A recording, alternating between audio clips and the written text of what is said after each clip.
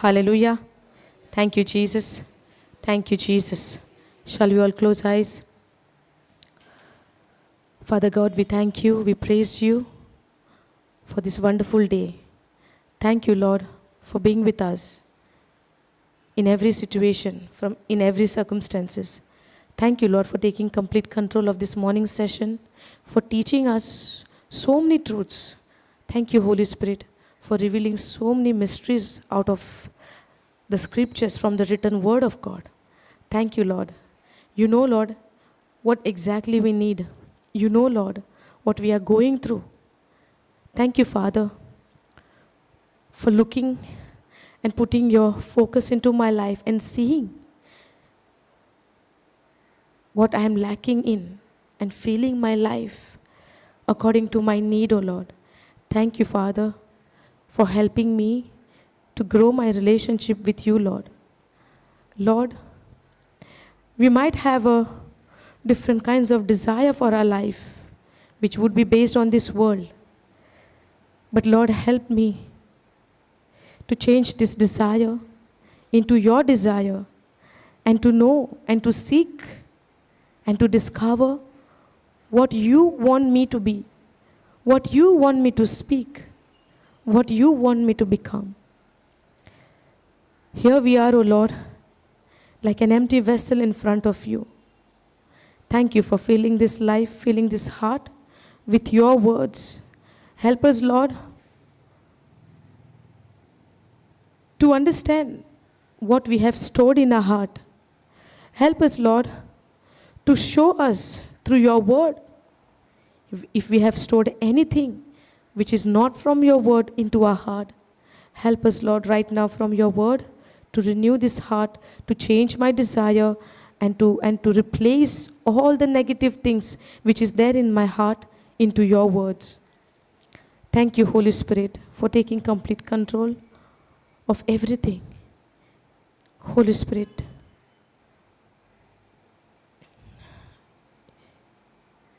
you know all the secrets, O Lord, which is there in the Word of God. Without you, it is not possible, Lord, for us to understand this. Lord Jesus, as we are here before you, thank you for your presence. Thank you, Lord, for being there with us right now. We can experience your presence. We can experience you are moving in this place. The Spirit of the Lord is moving in this place. Thank you, Lord. Thank you, Jesus. In the name of Jesus, we bind every spirit of unbelief from this place, from this life. We bind it and we cast it out from this place, O Lord. Thank you, Jesus. Thank you, Holy Spirit. Thank you, Father. In Jesus' name we pray. Amen. Hallelujah. Hallelujah. Thank you, Jesus. Thank you, Jesus. Hallelujah. Hallelujah. Hallelujah. Thank you, Jesus. Okay.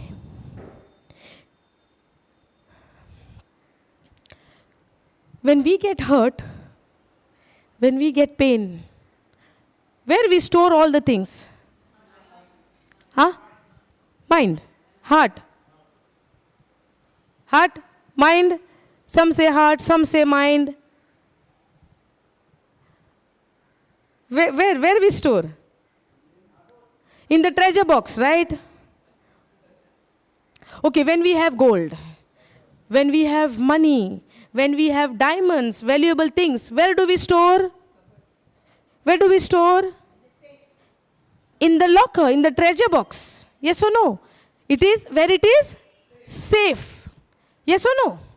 Okay. When we are in a house, what do? When we are leaving from the house, what do?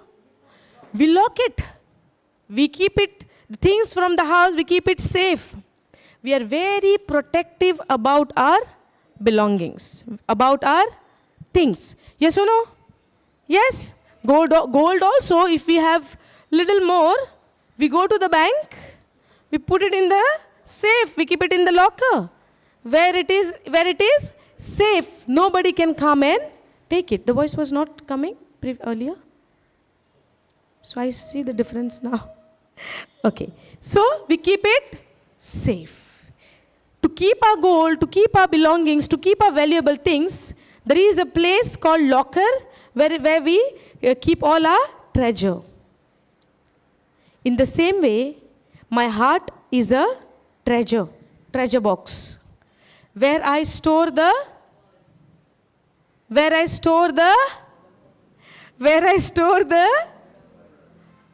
oh really? Where I store the word of God?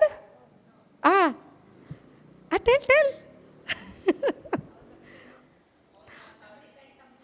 All my hurts. Okay.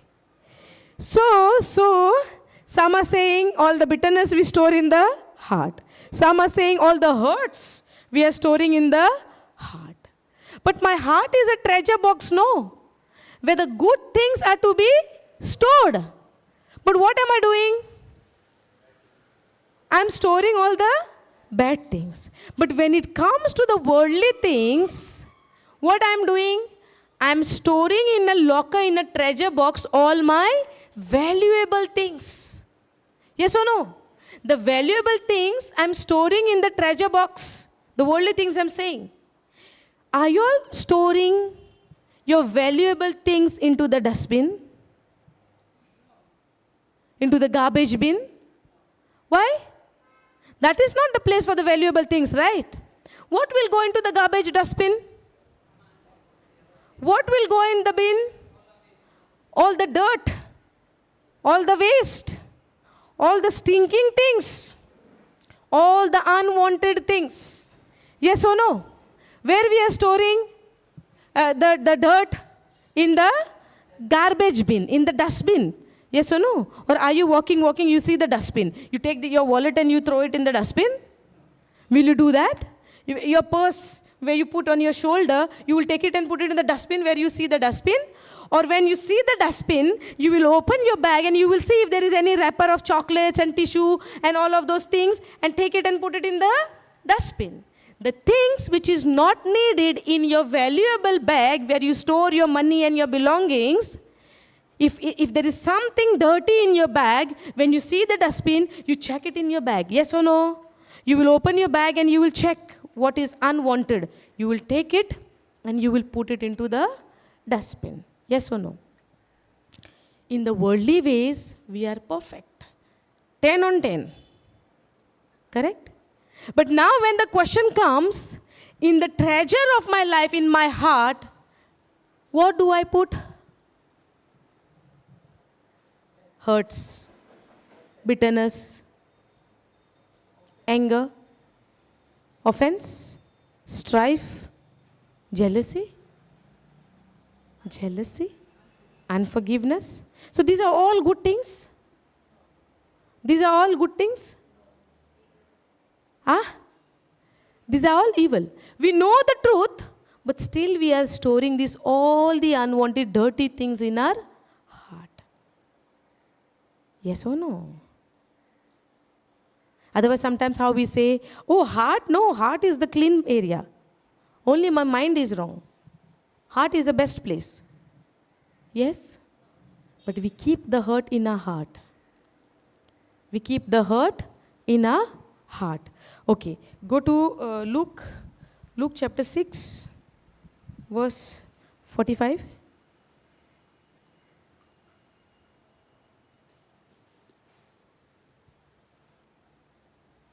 Sometimes we think there is nothing in my heart.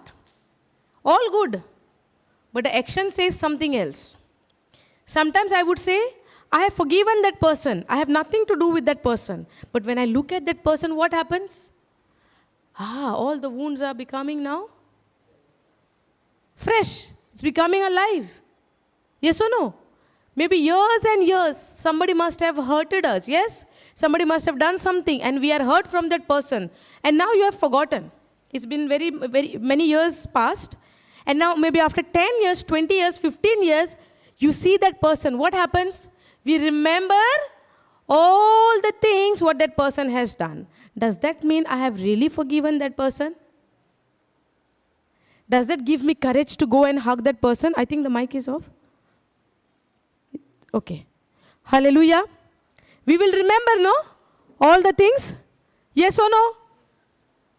Now, a good man out of the good treasure of his heart bring forth that which is good. Okay, all of us, we want to fix the speaker. All of us, we want to learn how to fix it. But we don't want to know what is in my heart. Hallelujah. Thank you, Jesus. A good man out of the good treasure of his heart, good treasure of his heart. Heart is a treasure box. It is a good treasure. A good man out of the good treasure of his heart bring forth that which is good. Out of the treasure of his heart bring forth that which is good, and an evil man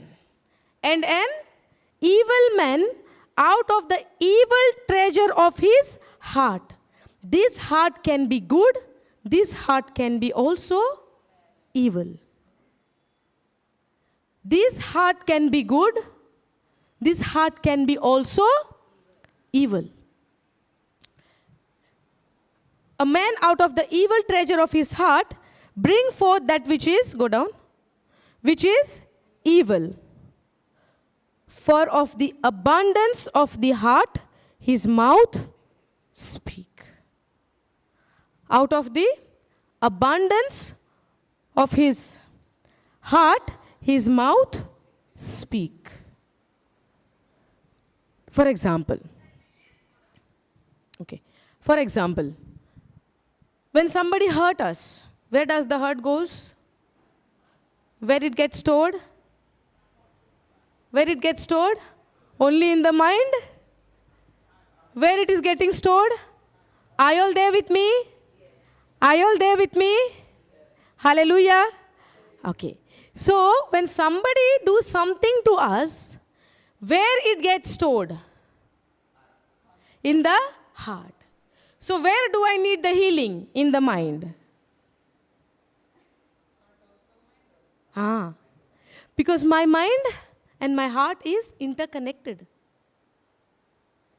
Are you understanding? So when somebody hurt us, when somebody does something to us, it's not just when somebody do something to us. Even when we do something to others, it's not about we are always right, and people are doing things to me. It's not always that. Even we do things to others. Don't we? We also do. No one is righteous. Remember. No one is holy. We were all, one time, at a time, we were all sinners. We were all having that evil thoughts, evil desire, evil things to do for others. We were in that jealousy. Are you getting it? Are you understanding this? So, in this heart can be good, this heart can be also evil. But we think that according to the person, when somebody else do something to me, based on that, my actions will be shown. When somebody is hurting to me, I will be hurtful. If somebody is doing wrong to me, then only I am reacting. Yes or no? When somebody says something to us, what we say? Arey, they said 10, 20 words for me. At least one also I can't say. I gave one. Yes or no? Get on the nerves. When this happens? When my heart is not filled with the word of God. This happens when my focus is not on the word of God. Are you getting it? If I see only Jesus and what he has done for me, is there a chance for me to get the things in my nerve? Who are we to fight for the justice?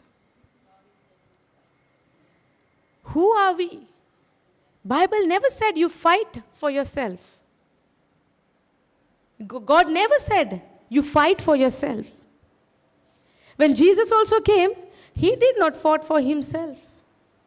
If the Creator is not fighting for himself, who are we to fight for ourselves? Correct, no?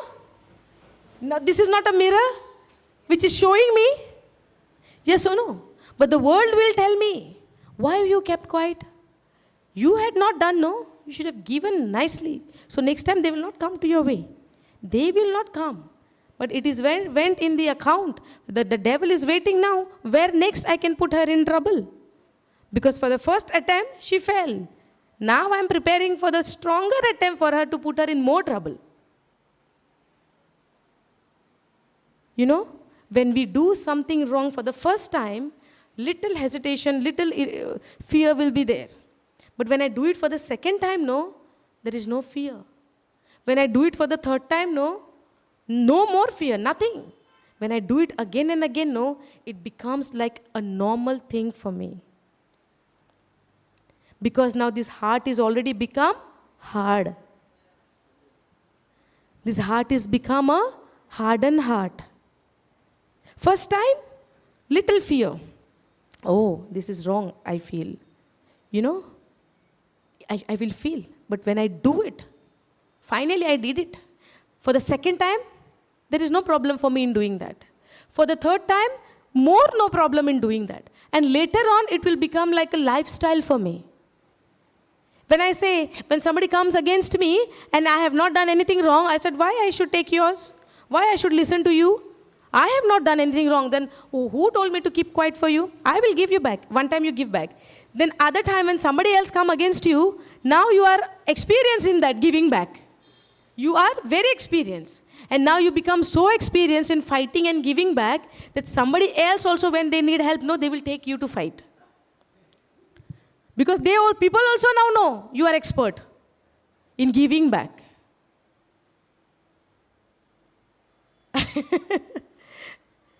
Yes. Then people take you. Because people also can see, no, how we are fighting. Stand up for your right. I need to stand up for my right, or God is the one who will do the justice. Understanding? Hallelujah. I remember one incident, okay? Let me share. Years back, something happened, and there was a person. Something happened between, some misunderstanding happened. There is one lady, she accused someone for something. Wrongly. That person has not done anything wrong. And this lady cannot fight. Even with physical action or with the words, she could not fight. But she knew one lady, really, believe me. So this incident took place, and now the incident happened maybe with, for example, with me, okay? I am the person, for example. Something happened with me, and I misunderstood, and I am blaming for you. Now, I cannot fight with you, even with the words, even with the physical action. I cannot hit anybody. So what I do, I go to that other person to whom I know, and she is very fast in fighting and beating. So I'm going and calling that person. Now that person is not even asking me, what happened? You just show me the person. I'll do the rest. Because she is so strong in that, she didn't even know what she was doing. She's become so hard in that area, she don't know what she is doing. She don't know that she has yielded herself to the demonic spirit. Because God is never teaching us to go and fight, to go and hit somebody, to go and harm somebody. No. Our God never teaches that. But when you do it once, do it second time, and later on it becomes like your heart is hardened. You are no more sensitive in that area. So it doesn't show you any difference. So that lady came to whom I called. She came and she didn't even ask, you have done something wrong. Nothing. Go, and she started to beat that person. This happened, you know. So this kind of people are there in this world. Correct? Are you getting it? So this happened when you have no word in your heart, all your deeds will be evil work. If there is no word in your heart, you don't know to discern what is right and what is wrong. You don't know to recognize what is right and what is wrong. Morning 2 Timothy 3:16 we saw. The word of God is a mirror for us to discern, to know what is good and what is bad. to do the corrections in our life. So if the word is not there in my heart, how my action will be changed? How my action will be based on the word of God? I would be thinking what I do is right. Yes or no? What the world is teaching me, when I do those things, I would be thinking this is correct. This is how I understand. This is my ways. If I don't fight for me, who will fight for me? Correct, no? Yes or no? My heart is a place where all the treasures, all the valuable things I'm storing, either it would be good or would be evil. Yes or no? So when somebody is hurting to me, somebody is doing something to me, when I come in front, it happens? No. Is it? Okay. So, when somebody does something to me, when the hurt is there, can I produce a good fruit? What would be the fruit? The evil fruit. Yes or no? I would be, if I'm angry, if I'm bitter, it will turn out into anger. If I'm angry, it will turn out into some kind of action, some kind of words I will speak. Yes or no? If I'm angry, what will happen? Words will come out. It can also make me sick. If I'm full of bitterness, full of tension, full of worries, it will give sickness to my body. It will give sickness to my body. When you go to a doctor, have you ever seen if you have some pain in your heart or some kind of, they say even asthma and all, it's the cause of your unforgiveness and cause of your tension, your depression. When we go to a doctor and we tell the symptoms, what doctor tells us? What are you thinking? Correct? Do you have any tension? Don't he ask like that? So when we go for a problem to the doctor will ask us what tension you have. Sometimes we have heaviness in our heart. Yes or no? We feel heavy. Yes or no? The other day I met somebody and that person told me, I want to speak to you. I said, yeah, tell me. Then the person said, I have pain in my heart. I have pain in my heart. And that person said, when somebody is getting healed, or when somebody else is praying, when two people are there and they are praying for each other, or maybe one person is casting out the devil, it's about them. But I am getting a pain in my heart. I am getting a pain in my heart. So that person wants to know, why is that? So that person asked me, if things is happening over there, they are doing the job, somebody is casting out the demon and casting out the spirit of infirmity and all of those things, I am getting severe pain in my heart. And I don't know why. And I don't know why. Are you getting this? So when we keep the hurt in our heart, there are a lot of consequences we have to go through.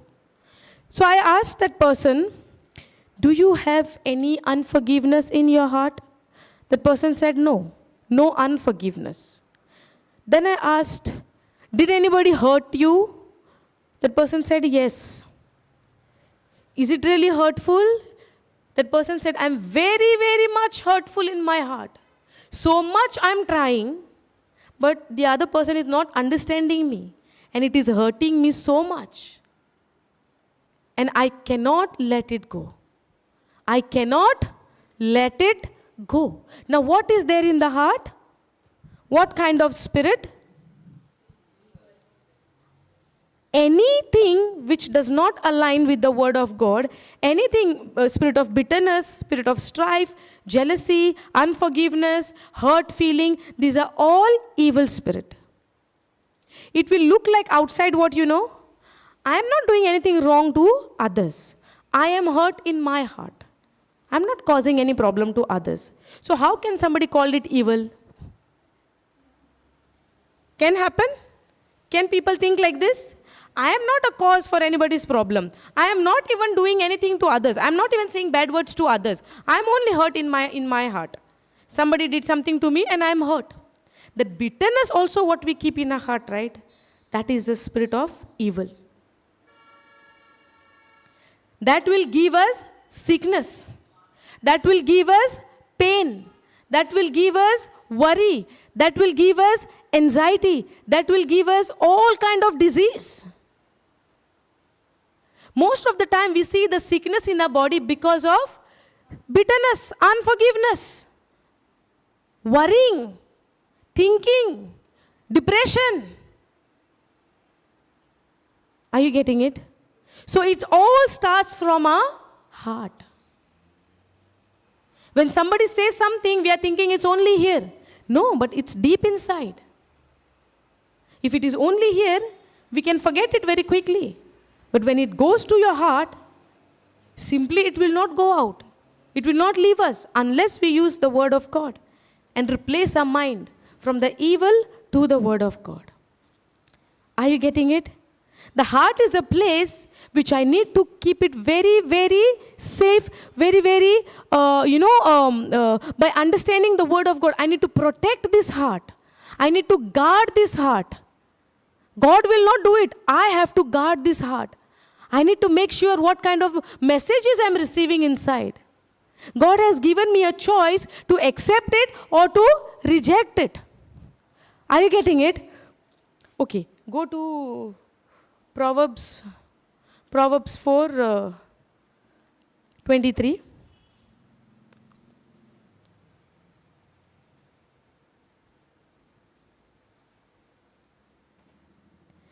Keep your mind with all. Keep your mind or keep your heart. Sometimes we say, hey, I have forgiven. It's not in my mind anymore. What about the heart? After some time when I look at that person, what happens? If I forgive the person, if I let go thing from my heart, so next time when I look at that person, the memory of old memory will never come to my mind. Because now when I look at that person, I will look at that person with love. Are you getting it? Irregardless of what that person is doing to me, if I'm operating according to the word of God, God has given me only love which is poured in my heart by the Holy Spirit. Are you understanding? Keep your heart with all diligence, for out of it are the issues of life. From where starts the issue of life? From the heart. Go to AMP for this.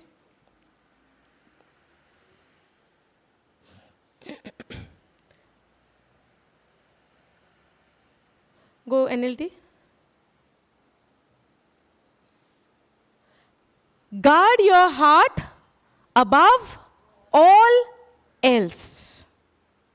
Guard your heart above all else, for it determines the course of your life.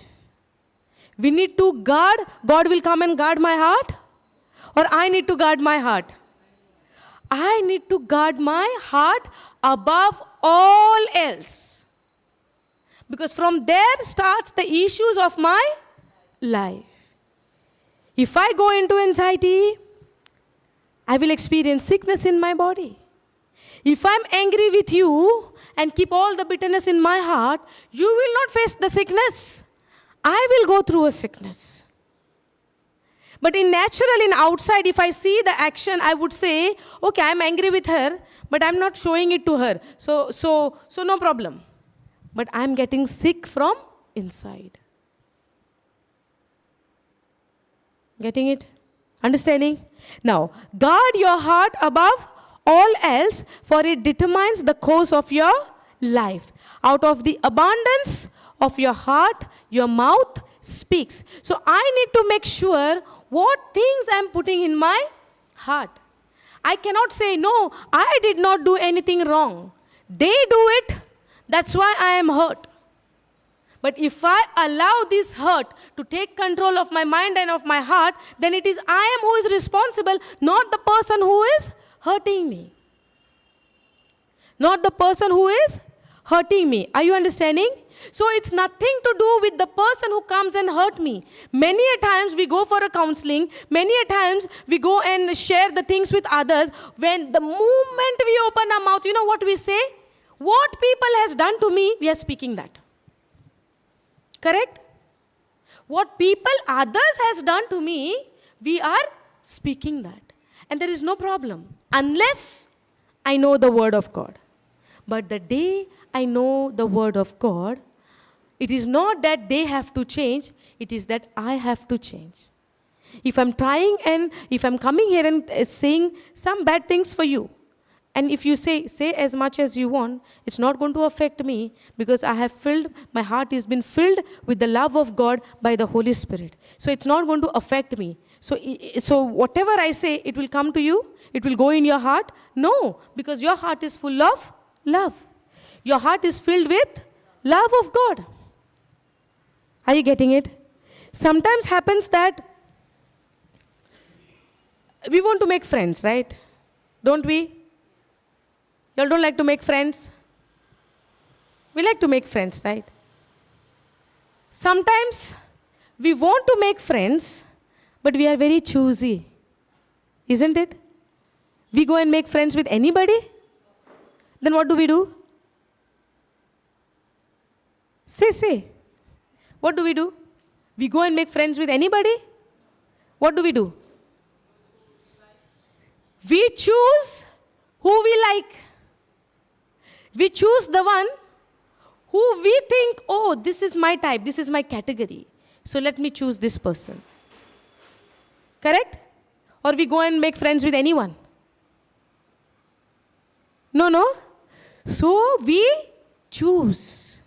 And what are the things we see? Let me see. Let me check. Let me observe. The main first thing is, let me observe this person first. If the person is like my type, my category, my character, then it will be more good. If you are finding somebody, your character, what great thing we have done then? Correct, no? Are you getting it? Sinners also want to be with the sinners. So what's the difference? If I'm calling myself good. If I'm calling myself good and finding people who is only good, what difference is there?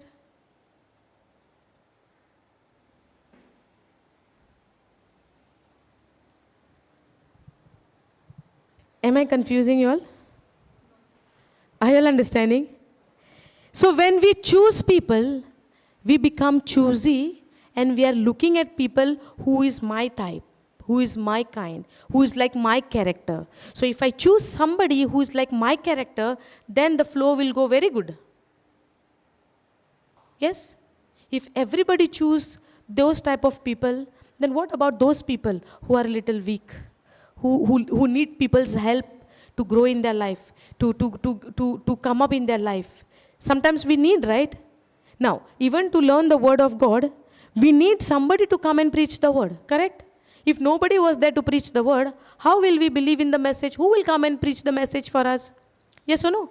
Someone came in my life and preached the gospel. That's where I received the word. And now God has assigned me to teach people what you learned and what I experienced, so that the people who does not know the word, they will also receive it. If I go and say, those who know the word, for them only I will go and preach. Because they will understand me. Because they know the message. The real challenge is to going and preaching to somebody who don't know even Christ. Are you getting it? Jesus also said, I did not come for the righteous. I came for the sinners. Sick people is the one who need a doctor. Yes or no? So if I go and choose the people who is my type, who is my category, who is my standard, who is my level, then what is the difference between me and even the bad people? The bad company people, they will choose the bad company people, yes or no? But what would be the challenge? Choose someone who do you think they need a help. Are you getting it? But if the heart condition is not right, can I go and do these kind of things?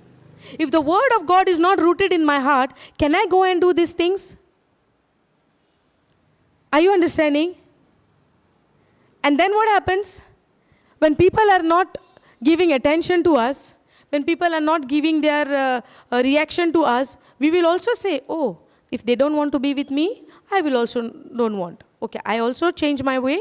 That person is also changed the way. Then who won in this case? Satan won the case.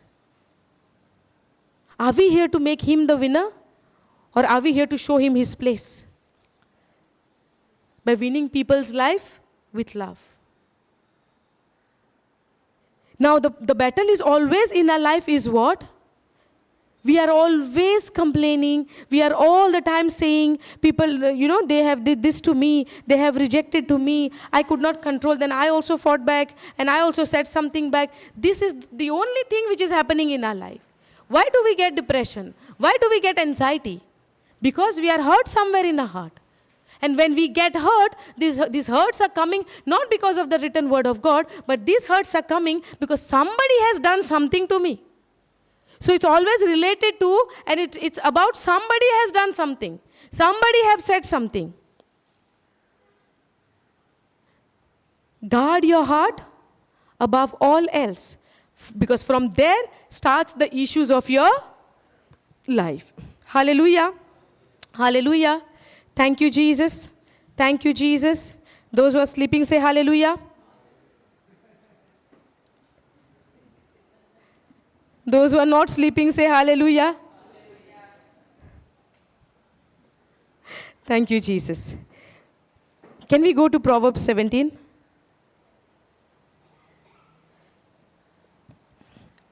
Seventeen 22.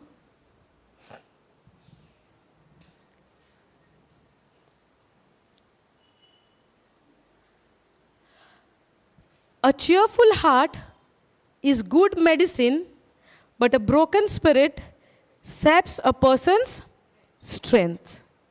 A happy heart, a merry heart, a joyful heart is a good medicine. And when we are hurt, when we are broken, when we are in pain, when we are in jealousy, we want to go to a when we feel sick, where do we go? When we are in jealousy, when we are in strife, we get sickness. Yes or no? We get heart pain, we get depression, we are into anxiety, sleepless night, we don't sleep. Yes or no?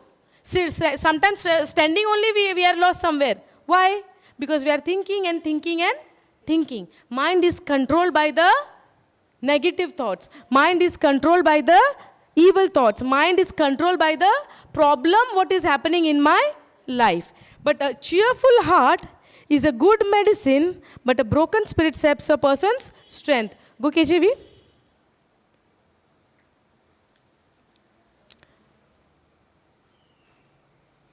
A merry heart, which is a cheerful heart, we saw, a joyful heart, a happy heart.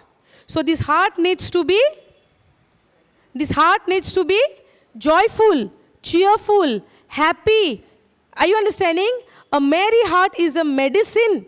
It's like a cheerful heart do good like a medicine, but a broken spirit dries the bone. If you are in depression, if you are in anxiety, if you are in, worries come. When things doesn't go according to me, what happens? Can I be merry? Can I be joyful? Can I be happy? When things go against my desire or my will or my expectation, when things are happening in this way, my heart becomes sad. My heart becomes angry. My heart becomes bitter. My heart becomes, in upset. My heart becomes like a bitter heart. So when these things are happening, my spirit dries the bone. That's why it says, I need to guard my heart above all. And it is no one is responsible if whatever I'm putting into my heart, nobody is responsible for that. People will speak, people will comment, people will judge, people will speak lot of things about us. But the only reason how I'm hurt in my heart is only when I don't guard my heart from these things. When I guard my heart, When I protect my heart by believing in the word of God, it is a medicine. I will be joyful, and this joy, this happiness, this gladness will be a medicine to my body. Are you getting it? Are you understanding? You will see that. Wait, I will show you. Go to Proverbs 12:25. Go NKJV for this.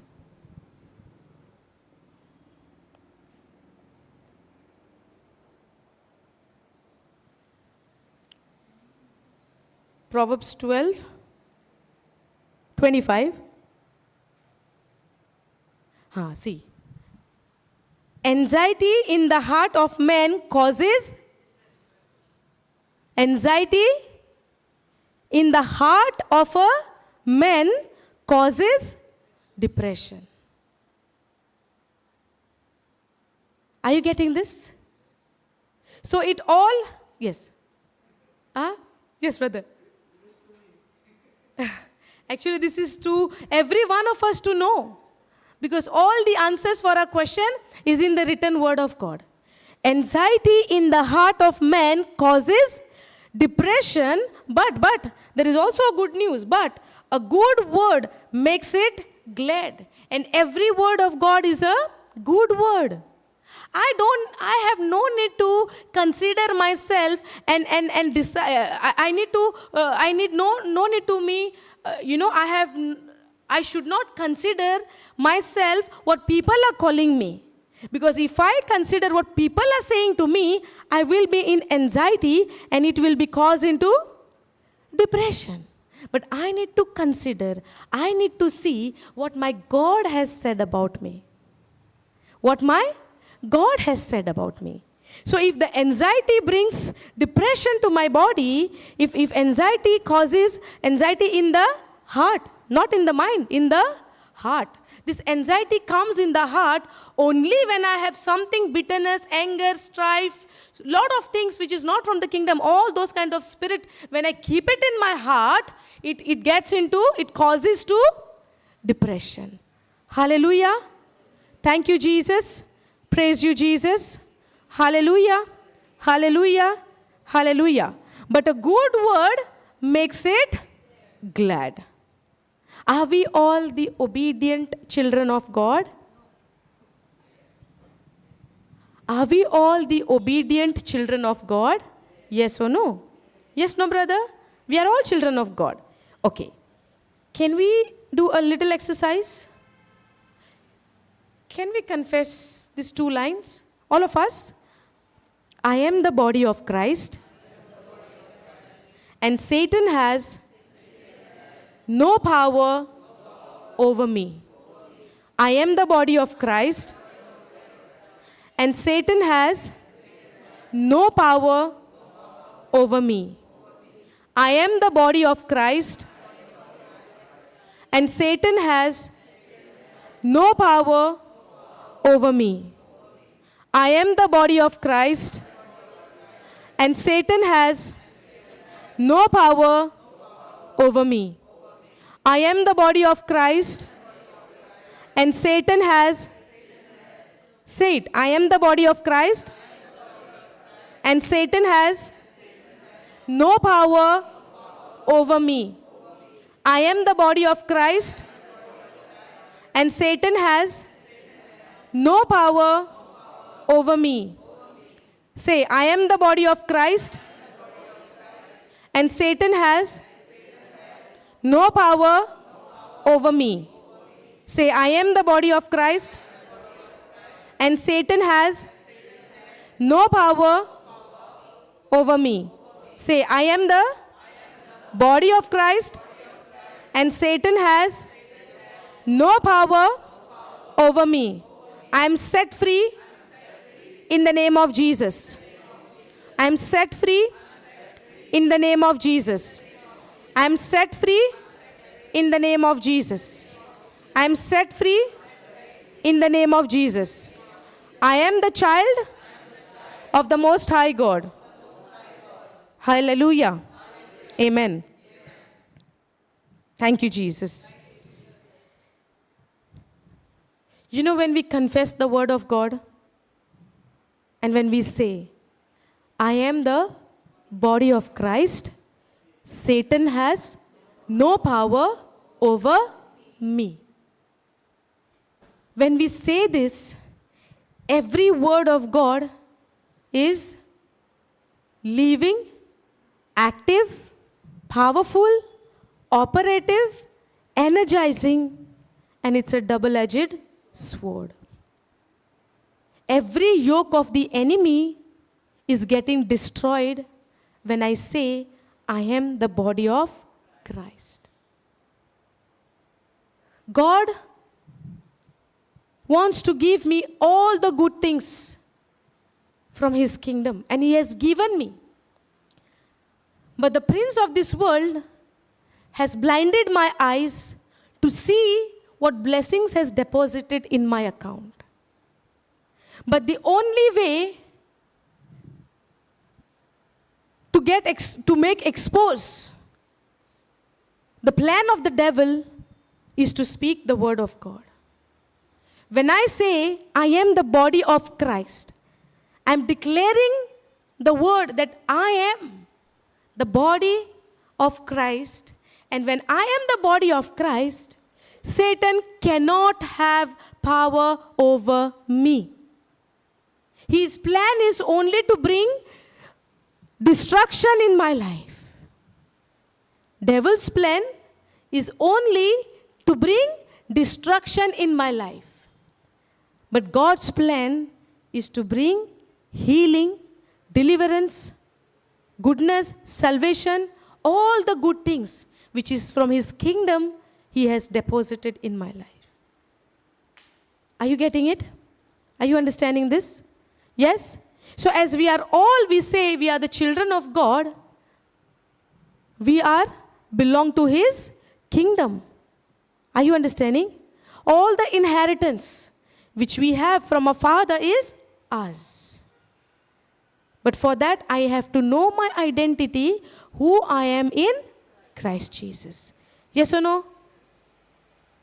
Say, Jesus, you are my Lord, you are my God, you are my Savior. Jesus, you are my Lord, you are my God, you are my Savior.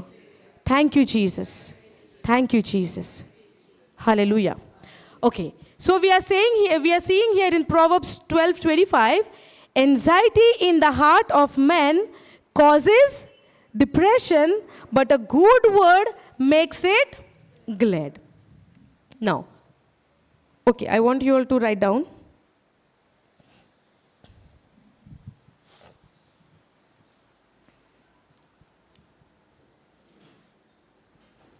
Now, this one you don't write. See, when we hear the word heart, what comes to our mind?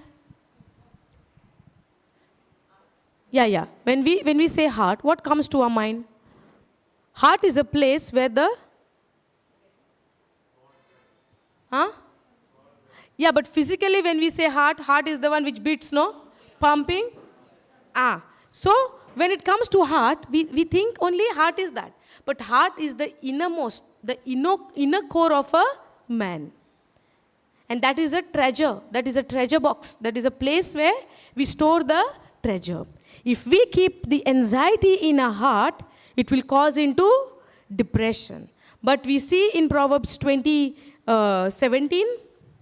in 17:22, what we see?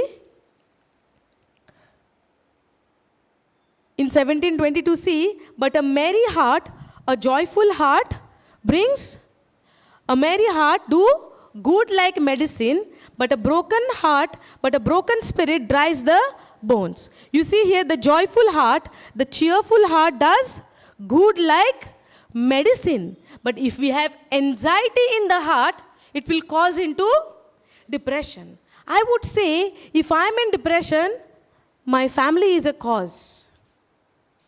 If I'm in anxiety, my children are the cause.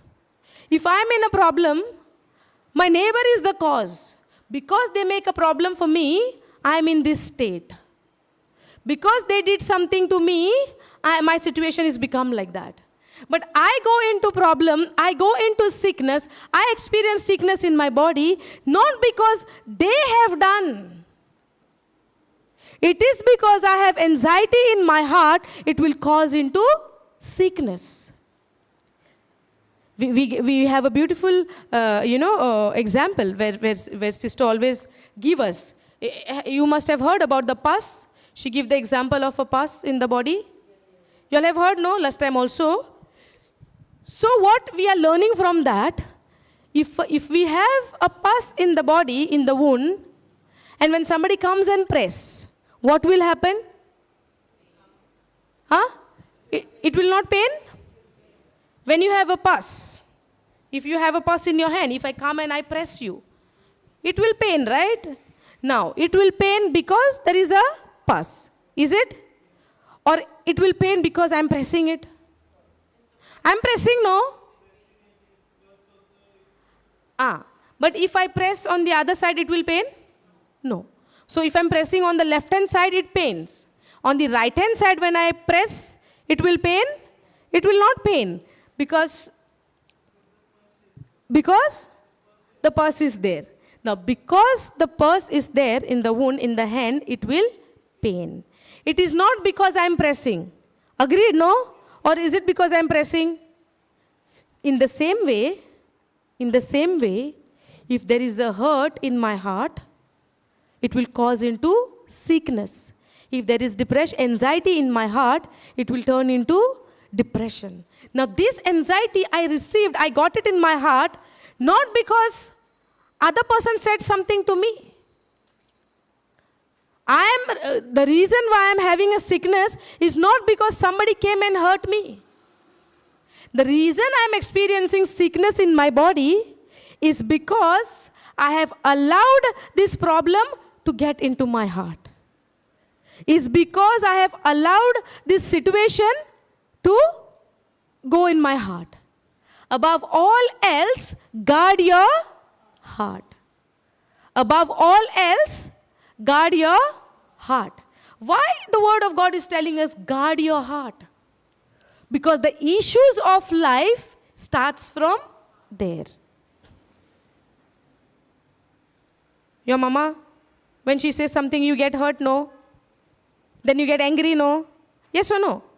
So when she says something, you get angry. Now, is it because she is saying you are getting angry, or because there is anger inside of you?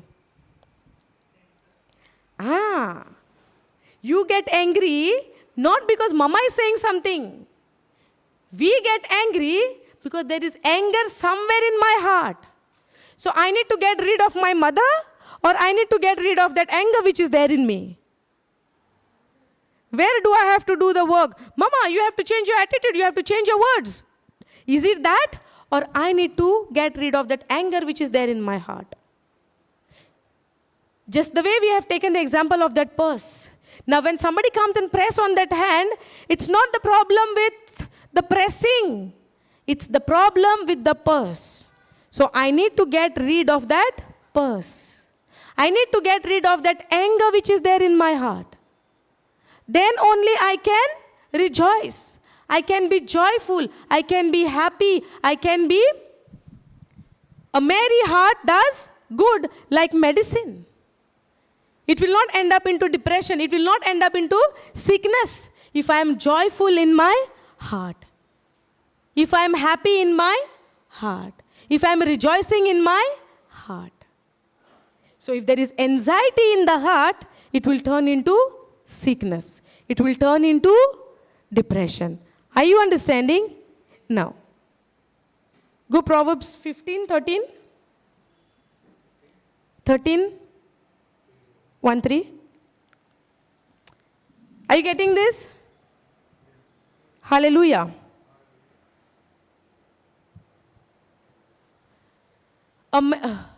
Proverbs 15, 13. A joyful heart, a merry heart makes a cheerful countenance, but by sorrow of the heart, the spirit is broken. Okay, this your physical appearance will be changed. Your physical appearance will be Joyful. Okay, go to NLT. A glad heart makes a happy. Now I want to see your faces. Now you all are smiling, huh? Because now you all are getting the truth.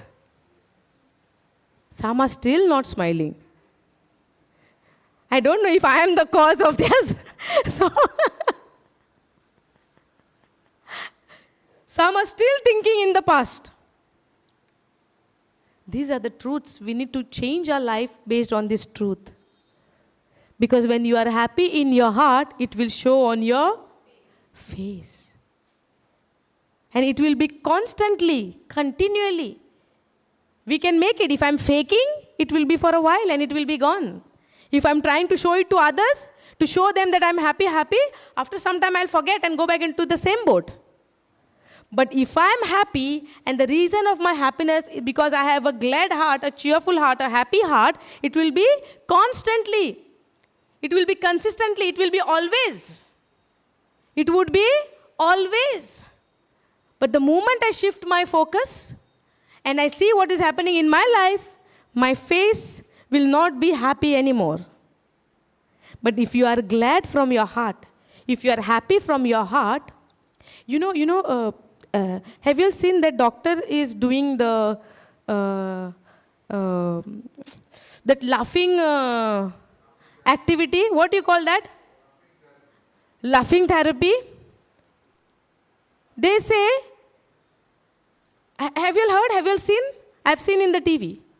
When some people, they're going through some sicknesses, they even suggest them, instruct them to join this. Brother, you're smiling. Have you done this? Huh? Yeah? Okay. Praise God. So, doctor will suggest you for the laughing therapy where you will laugh. Because when your heart is glad, when your heart is happy, it is a medicine to your body. It is a medicine to your sickness. Because even doctors, they suggest this. You have to laugh. And they're laughing, the fake laughing. There is nothing to laugh about. Yeah, but that also works. You know why? Because when you laugh, that chemical in your body, something is related with the science, okay? Because I have no knowledge of that. What I studied according to the word, that when you laugh, when you are joyful, when you are cheerful, it's a medicine to your body. Because when you are depressed, it will cause into depression. That's what the word says. I don't know about the science, but I can tell you what I learned from the word. What I'm still studying from the word. But what I have seen is that even the doctors, they are telling them to laugh. So that something is changing in their body. Because when we are sad, when we are depressed, it will cause into sickness. Sometimes they will not suggest medicine. They will tell you to laugh, to go to the seaside, to be relaxed. When your mind is calm, when your mind is relaxed, but that is, I'm not saying it is eternal. That would give you help in temporary ways. But the word of God is eternal. And the reason you will laugh, the reason you will be glad, the reason you will be joyful, the reason your heart will be merry heart, only when you know the truth. Only when you know that what Jesus has done for you, what Jesus has accomplished for us. But if I don't know what Jesus has done for me, can I be happy? I would be counting what is happening in my life. I would be counting what is not happening in my life. I would be counting what is lacking in my life. I would be counting that this fellow said this thing, they are saying this thing, neighbors are not talking to me, neighbors are putting their, all the garbage in my compound. I would be counting those things, not realizing what God has done for me in my life. Are you getting it? We have no idea, we have no clue what Jesus has done on the cross. You know that love of God is not by words. When God said, I loved you so much, it's not in the word. It's by the action. He proved it by giving his son to die on the cross. When I know this truth, this heart can be always glad. This heart can be always joyful because my joy is not coming from anybody from this world. My joy is coming from the Lord because the joy of the Lord is my strength. It's not only for the knowledge. This joy doesn't come from anybody else. This joy doesn't come from the people of this world. If my joy comes from these people of this world, that would be only temporary, and I would not call it joy, but I would call it happiness, which will come for me only through the performance of the other person when they do it in my life. But the moment their action will change, my joy will be gone.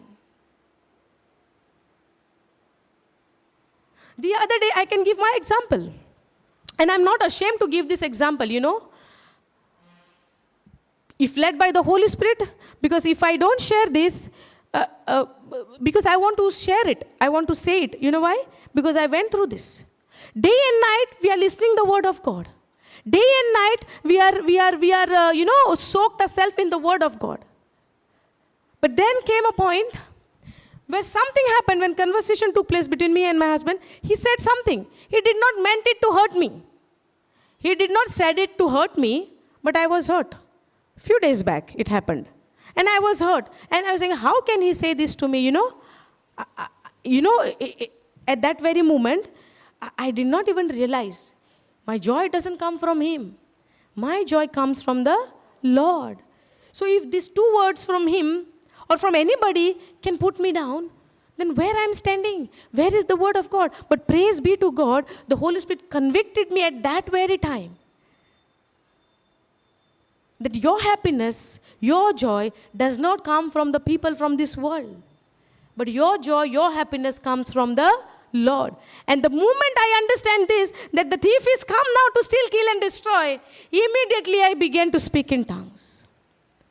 Immediately I started to speak in tongues because at that very moment, I have no words to speak to the Lord at that time. I did not know what to say. Lord, I fell. Lord, help me. Now I did something wrong, which is against your word. I got into hurt. I put the focus on myself. And I said, how can he say this to me? It's not about me no longer it's not about me no any longer. It's about the Christ, right? So how can I say that I got hurt? I said, Lord, I repent right now. And I don't know how to put it in the words to speak to the Lord. What I did, a simple language, start praying in tongues. Effortless. Start praying in tongues. And I prayed. And the other day, we spoke, the matter is solved, and we are back together. Praise God. Few days before. So the thief comes. You know why it is said the thief will come to steal, kill and destroy? Because he will come to steal, he will come to kill, he will come to destroy. But at the same time, the good news is Jesus is come to give life in abundance. Are you understanding? Bible doesn't say the thief will not come. He will come to take everything. But at the same time, the moment I shift my focus, Lord, I need you. Help me. Holy Spirit, take over. And start praying in tongues. We see in Romans 8:26, we see, when I don't know how to pray, the Holy Spirit intercedes on behalf of me. Hallelujah. Thank you, Jesus. A glad heart makes a happy face. A broken heart crushes the spirit. Hallelujah. Go AMP. So nobody can fool anybody, I am happy, I am happy. It will show in your countenance. It will show you on your face. Hallelujah. So when the word of God is rooted in my heart, the result is what? I am happy. I am joyful. I am rejoicing. I am glad. Exceedingly happy, exceedingly glad. Extremely happy. And this joy nobody can steal. But that will remain only if I remain on the word of God. Hallelujah. A heart full of joy and goodness makes a cheerful face. So all the issue starts from the heart. The issues of life starts from the heart. It depends on my heart condition. Now my heart condition, what is that? Nobody would know. But who knows? Only my God knows. And how do we know that? Jesus said, I know their heart. I know what it's going in their heart. Even when the Pharisees, they were waiting to judge him, to question him, they are reasoning in their heart. They are reasoning in their heart, who gave him the authority to forgive the sin? Only God can forgive the sin. They have not spoken the word. They were reasoning in their heart. And Jesus said, why you all are troubled in your heart? Why you all are troubled in your heart? A heart full of joy and goodness makes a cheerful face, but when a heart is full of sadness, the spirit is crushed. Hallelujah. Hallelujah. So if my heart is hardened, if my heart is very, hard to receive and to understand the word of God, will I be joyful? Will I be cheerful? Will I be happy? Will the appearance, countenance will be changed? Nothing. Because there is something heaviness in this heart. There is something stopping me to believe in the word of God. We saw in Hebrews 3, in the Hebrews 3, 17, 19, we see, can we go there? The reason why the Israelites could not enter the promised land, because their heart were hardened. Hebrews 3. Go last verse 13, 19.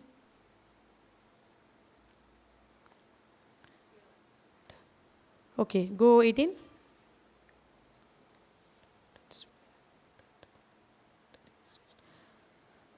Okay.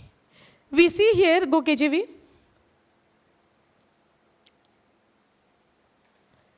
But with whom was he grieved 40 years? Was it not with them that had sinned, whose carcasses fell into the wilderness? Go down. And to whom sware he that they should not enter into his rest, but to them that believe not, and to whom, okay, let me read it again. And to whom sware he that they should not enter into his rest, but to them that believe not? Go down. So we see that they could not enter in because of unbelief. When this unbelief comes, when your heart is hardened. These Israelites, they have seen the mighty miracles. They had seen the signs and wonders. They have seen the sea parted. They have seen the pillar of cloud. They have seen the pillar of fire. They have seen water coming out from the rock. They have seen God is sending them every day food from heaven. They have seen the plagues which came in the Egypt. And they have seen that only Egyptians were affected by those plague and nothing came on Israelites. Now, nothing affected on Israelite. Is it because they were holy? Or God had a covenant? God has to fulfill his promise which he has given to Abraham. Are you understanding? God is a faithful God. I don't see the manifestation of God because there is unbelief. My heart is hardened. Because of my unbelief, my heart is hardened. I could not see the manifestation of God in my life. I cannot see the healing because my heart is hardened. I cannot experience that I am set free because my heart is hardened. Are you getting it? I cannot see the financial breakthrough in my life is not because God has not given me all the things which I need in my life. It is because my heart is hardened to believe in his written word. Are you understanding? Now, right now when our heart is hardened and we are in the unbelief, we are becoming like these Israelites. They have seen so many wonders. They have seen so many miracles. They have seen so many signs. But yet, they are in unbelief. And when they are in unbelief, they died in the wilderness itself. No change came. Because this sin, the sin of unbelief, is not acceptable in front of God. Even if you commit a murder, it will be forgiven if we repent. But if we have an unbelief, not believing on what Jesus has done, what God has done, this is very dangerous. Because when I'm in unbelief, my heart is hardened. I have seen the miracles, I have seen the signs, I have seen the wonders, but yet my heart is hardened. Are you getting it? When I have any kind of bitterness in my heart, I failed to see the promises of God. Because where is my focus? Where is my focus? What is happening in my house? What is happening in my family? My children are not respecting me. My children are not obeying me. My husband is disrespecting me. Nobody is talking to me. These are the reason which is not allowing me to see what God has done for me in my life. Are you understanding me? Are you getting it? There is lots we need to learn from the written word of God. Now when they were in unbelief, the people who was in unbelief, nobody entered the promised land. Nobody entered the promised land because their hearts were hardened. They could not believe. They were in unbelief. They were not seeing what God has done. Now, when the word is being preached, when the gospel is being preached, now I have a choice whether to believe or to reject it. Yes or no? If I constantly remain what is happening to me, this is not happening according to me, will I see the glory of God? Will I see the manifestation of God? I myself is the reason who's stopping the goodness of God to come into my life. It is me who is responsible. It is my unbelief where I am responsible, which I don't see the manifestation of God in my life when I am in this unbelief. The Israelites who did not believe, nobody entered in the promised land. Go down verse. Or go 4 verse 1. Okay. Let us therefore fear lest a promise being left us of entering into his rest.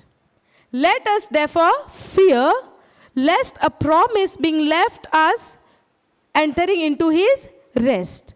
Any of you should seem to come short of it. For unto us, go down. For unto us was the gospel preached as well as unto them. Who are these them? The Israelites. This is the continuation where we finished from the 3rd chapter. For unto us was the gospel preached as well as unto them. But the word preached did not profit them. You see the word profit them? So when the word is being preached, when the gospel is being preached, you get a profit out of this word.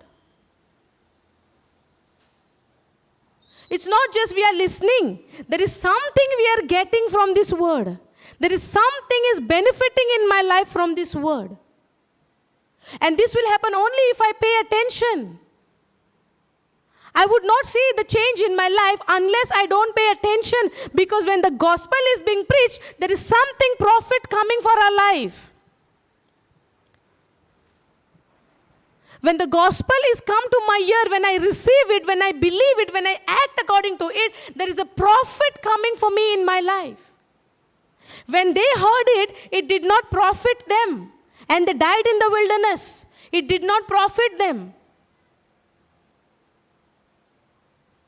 Not being mixed with faith in them that heard it. But the word preached did not profit them because not being mixed with faith. It did not profit them because it was not mixed with faith in them that heard it. Just the way the gospel is preached to us, in the same way the gospel was also preached to them. The promise was given that they are heading towards the promised land where the milk and honey is flowing. Yes or no? That was the land which God has promised for them. Correct, no? But all of the time they are grumbling, murmuring. This grumbling and murmuring would sound very simple. But that is the cause for me where I remain in the wilderness. When the moment I open my mouth and I grumble, when I murmur, when I complain, when I say kiri kiri, ye zaina, te na, ye na sarke, garan suseg na, shanti na, I am the one who will bring peace in that house. Not the people who is there in the house. In my house there is no peace because my husband no, my wife no, my children no, my daughter-in-law no, my mother-in-law no. It's not them who will bring the peace. It's the one who listen the gospel, who hear the gospel. When it is mixed with faith, we are the one who bring peace in that house. And what we do? We blame others. She is not good, he is not good. They are shouting, they are giving bad word, they are drinking, they are this, they are that. Where is my focus? What people are doing, what my family members are doing. But I'm not realizing it is me. Because I heard the gospel. I should bring the profit when I mix it with faith. Are you understanding? It's not about others at all.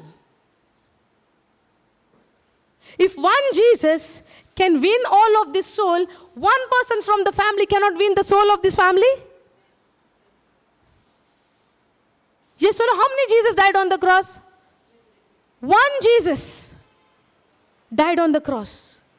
And he won the entire nation. Now you see how many believers around this world who's believing in Christ, who have accepted Christ. Who died? One grain died. And you see the harvest, all of us. So it doesn't matter how many members I'm having in my house. Doesn't matter. One person who believes in Christ is enough to bring entire family to Christ. And that will happen only if I renew my mind according to the word of God. I will bring the profit to my family when I hear the gospel, when I hear what is being preached, and when I mix it with faith, it will bring profit in my house, in my life, in my family. Are you getting this? Are we getting our answers? Hallelujah. Now, go down. For we which have believed do enter into the rest. Those who believe is entering into the rest, as he said, as I have sworn in my wrath, as I have sown in my wrath, if they shall enter into my rest, although the works were finished from the foundation of the world. The works are finished from the foundation of the world. It's not now. Now is the believing. Now is the believing for me.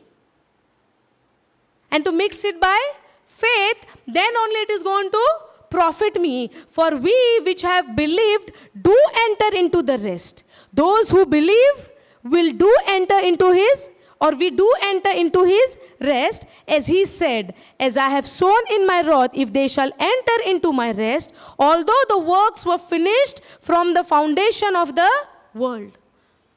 It is already done. The thing which will allow me to enter into his rest is believing in him, in what he has done. God is not going to win the victory for me. God has already won the victory for me. Now I'm not praying for the victory, but I'm praying in the victory. The match is already done. The live match is already past now. Now we are watching the highlights, as we say. Because I know now, my Christ has won the game. He won on the cross. And it's not for himself, it is for us. Are you understanding? When he was dying on the cross, it looked like the game is over, as I said in the morning, correct?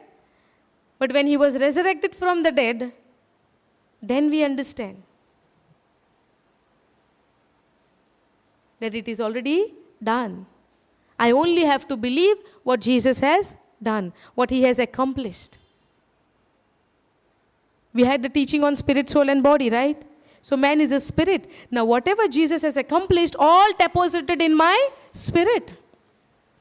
And we are thinking God is going to give me from heaven, give me from above. When I pray, he will give me. God is not going to give me. God has already deposited in my spirit, in my account. It is already there in my spirit. By faith, by believing, now what I'm doing is taking it out, drawing it out by renewing my mind. When my mind gets aligned with my spirit, then it flows out in my body. Are you understanding? Hallelujah. Go down. For he spoke in a certain place of the seventh day of this wise, and God did rest the seventh day from all his work. Go down. And in this place again, if they shall enter into my rest. Seeing therefore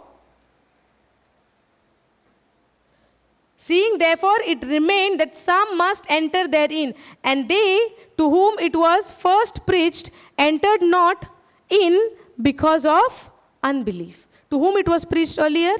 To the Israelites. And because of their unbelief, they could not enter therein. Go down. Again he limited a certain day, saying, in David today, after so long a time, as it is said, today if you will hear his voice, harden not your hearts. Now when you hear his word, when you hear the gospel, harden not your heart. Guard your heart above all. Because all the issues of your life starts from there. Because they had hardened their heart, they were in unbelief. They were not believing in what God has promised. They were not ready to believe. Only Joshua and Caleb brought a good report. And the rest of the 10 tribes, they bring a evil report. What is this evil report? Evil report is believing what you see physically. Now if I see I have a sickness in my body and if I believe it, I'm believing this evil report. What my body is giving me. If there is a chaos happening in my house, and if I consider it, and if I believe what is happening in my heart, it means I'm believing in the evil report. But in spite of there is problem in my heart, if there is a destruction in my heart, in my house, I am believing that God has restored my family. Jesus has given his peace in my family. Each and every member from my family is anointed and child of the Most High God. When I began to speak these faith-filled words, I would see the result in my house. But it is depend on me. It's not depend on my family members. It's on me because I hear the gospel. I got the good news. I heard about it. Now there is a difference. I can be like the Israelites who were in the wilderness, or I can be like a God's child, believing in what he has done and confessing in what he has done. Are you getting it? Because when they were in their unbelief, they have hardened their heart. They were not ready to believe in what Jesus has done. They were not ready. They have made their heart so hard that they don't even care what God has done. They were considering only their physical need. Okay, we are thirsty. Why did you brought us in the wilderness to die? It would be better for us if we die in the Egypt. That's what they said. If the sea can be parted and they crossed from the sea, and when they turned back, they saw how the Egyptian died in that sea. So when they see these creative miracles, when they see the sea was parted, can anybody go in unbelief? If the written word of God is saying, and speaking to us and telling me, my God has supplied all my needs. Everything has been provided and which is there in my spirit. Now the labor what I have to do is to believe and draw it out from my spirit. This is very easy. But yes, at the same time, because of my physical senses, they stop me in believing what is there in my spirit. Because my eyes will show me. You don't see it physically. Everything is restored. You see there is a problem. You see there is a sickness. You see there is a disease. You see they are not respecting me. You see the eyes are showing, no? But when I go behind my eyes and when I go according to my senses, which is the seeing senses, what about the written word of God? Because my physical senses, what shows me, does not align with the word of God. Now I have a choice to accept this or to believe what I see. But if I walk after the flesh, I'm experiencing death. But when I walk after the Spirit, I am experiencing life and peace. Are you understanding this? Hallelujah. So it is a choice for us that what we are storing in our heart. If we store all the bitterness, all the hurt, all the problem, it will cause into sickness for us. And how will I know that there is no bitterness in my heart? I have forgiven, I have let go everything. It is my countenance, it is my appearance will show. It is my face will show. It will be shown outside. That you will be joyful, you will be happy, your heart will be merry. And merry heart is a medicine. A joyful heart is a medicine.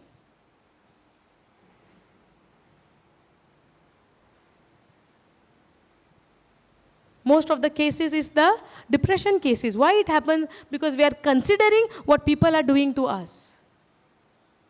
We go into anxiety because we consider what somebody has done for us. Yes or no?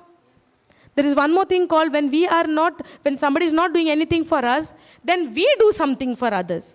And when we do something for others, after that when we realize, we go into guilt. Correct? That is also a demonic when you go into a guilt. Because the Bible says, therefore, those who are in Christ Jesus, there is no condemnation for those who are in Christ Jesus. So when I go into guilt also, condemnation also, it's a demonic. God has given the command for good to show us where we stand, where we go wrong, what we are doing. But the evil one took the advantage of this commandment and he came and gave us the thought, oh, you broke this, oh, you broke that, oh, you did this sin, you did that sin.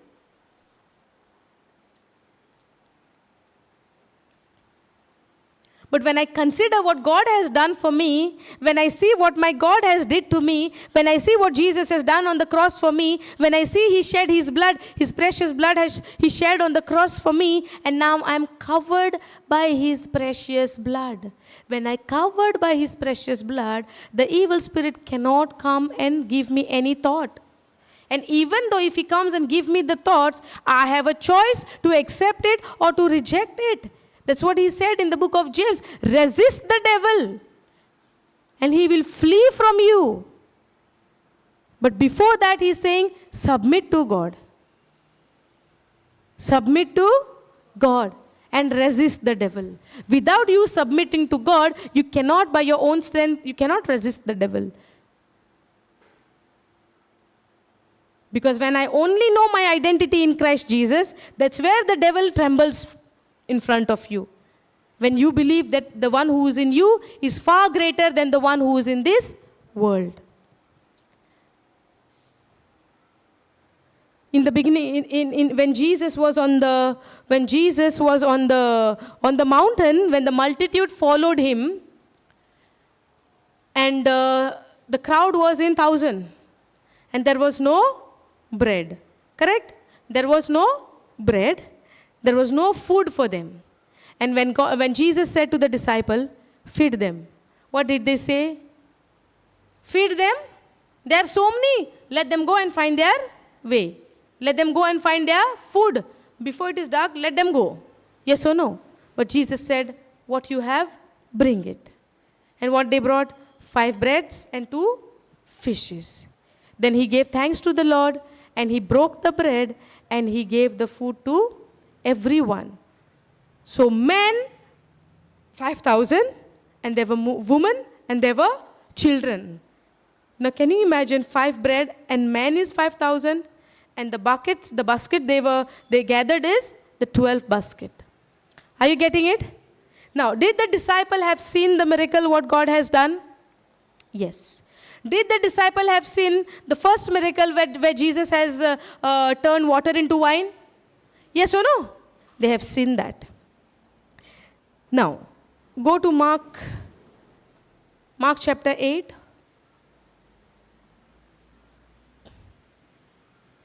Okay, Jesus feeds the 4,000.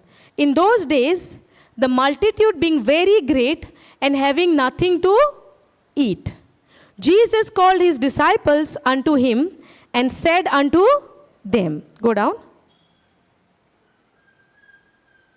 I have compassion on the multitude because they have now been with me 3 days. How many days? 3 days without food. Are you seeing this? I have compassion. Jesus has compassion towards this crowd because they have been 3 days with Jesus and they have not eaten anything. They have now been with me for 3 days and have nothing to eat. Go down. And if I send them away fasting to their own houses, they will faint by the way. Now Jesus even know this. If I send them just like that. In the earlier time when he turned the bread, from 5 bread he turned out into, he fed the multitude.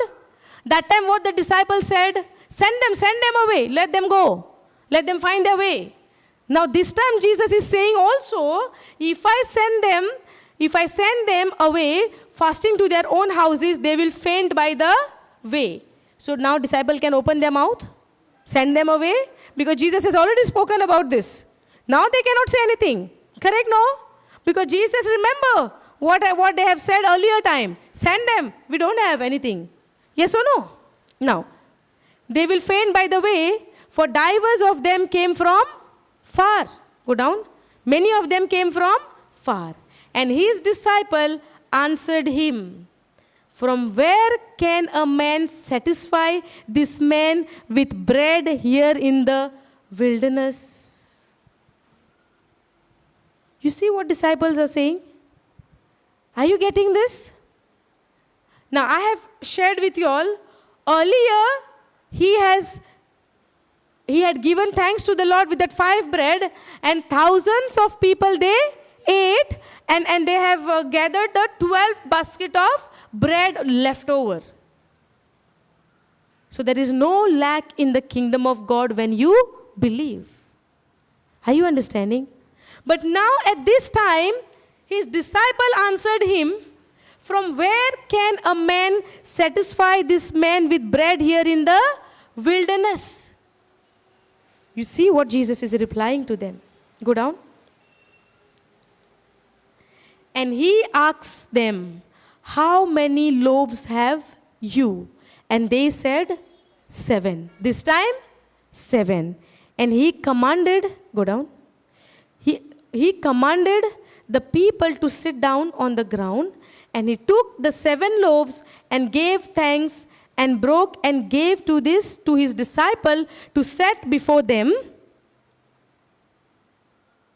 And they did set them before the people. Now what Jesus did? He commanded the disciple, how many you have? 7. Okay, give it.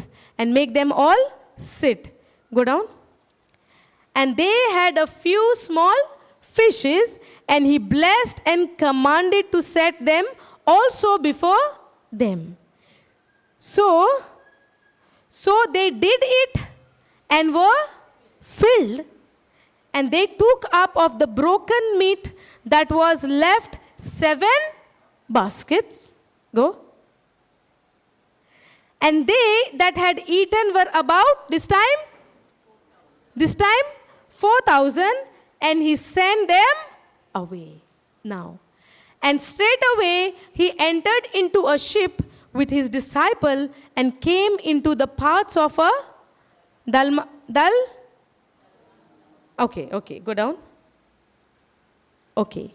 And the Pharisees, okay, go to A and B for that previous one, 23. Okay, go AMP. Go up. Slowly. Go. Up. Okay. Go Matthew 15. 32.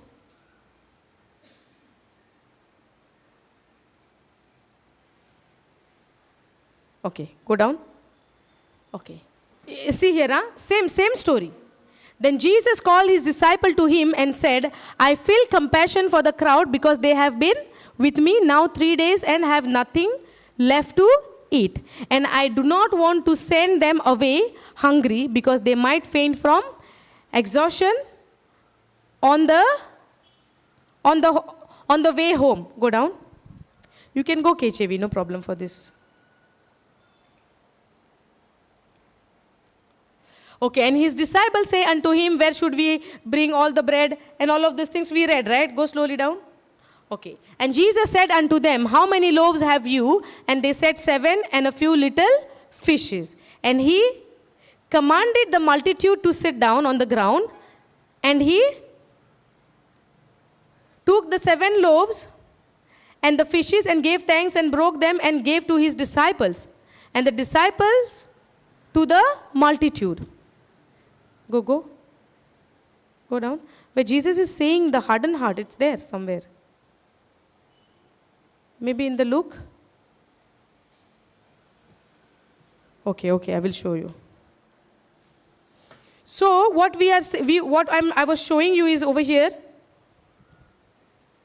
Okay, when Jesus has turned the bread into, the bread got multiplied, first time they had seen in the earlier miracle when the multitude were gathered on the mountain, Jesus has already fed the multitude. And disciples has already seen the multiplication. They have seen the miracle. They have seen what Jesus has done. But now this is the second time when he is seeing what Jesus is doing. When he is seeing Jesus is telling them, make them wait. I cannot send them home. They would faint and they would fall.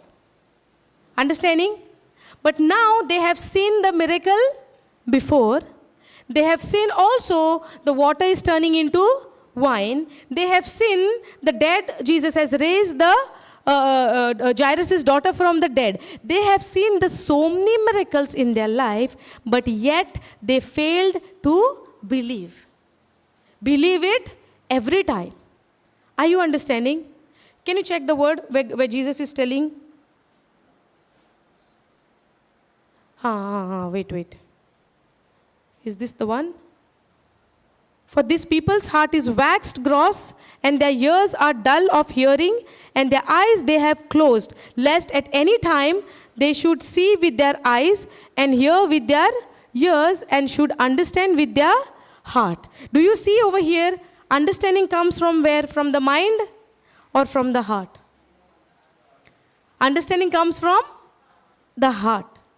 Every issue starts from the heart.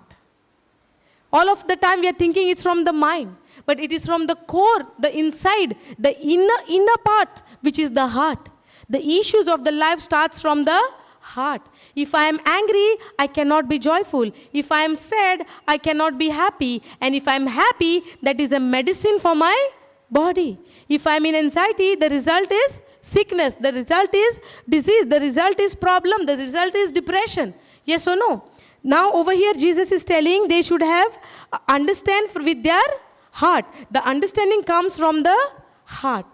So when they have seen for the first time, when he turned the 5 loaves into multiplied into so many in 1,000 where people could eat, for when they were gathered for the another time where there were 4,000 people have gathered, they again failed to remember because their physical eyes were closed, their hearts were hardened. Are you getting it?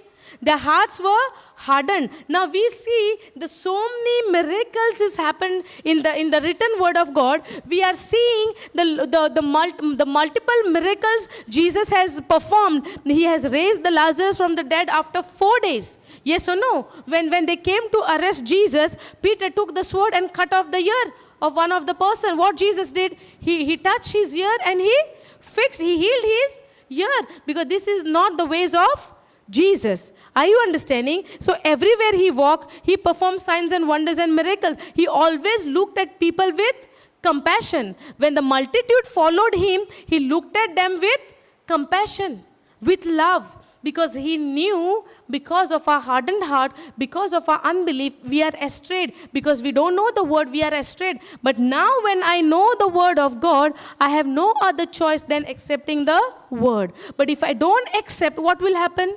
I will experience sickness. I will experience anxiety. I will experience bitterness in my heart. I would not be joyful. I will not be happy. I cannot be glad. Are you getting it? Hallelujah. So every issue starts from where? From my heart. So sometimes when mama says something, you'll get angry? No. Okay, when he says something, you'll get angry? No. Because God has not given us a heart to keep all the anger. But the Bible says God poured his love in our heart. So if there is love in our heart, there is no way for me to get angry. Even though if I get angry, I will not hold on to that. I will not continue in that. But rather, I will reject it. I will say no to it. And I will allow the Holy Spirit to take control of my heart. Lord, help me. I don't want to remain in this. This is not my identity. This is not who I am. This is not what Jesus made me. He made me righteous. And I have no rights to get angry. I have no rights to get into bitterness. Because that's not what my God wants me to be. Are you getting it? God wants me to be joyful. And my joy comes from the Lord. My strength comes from the Lord. My happiness comes from the Lord or from my spouse. Yes, if he is angry, he makes me also angry. He gives me kind of a look and I am angry. Yes or no? No? Who's saying no? Hallelujah. Thank you, Jesus. Thank you, Jesus. Okay, go to that verse, Mark 8:17.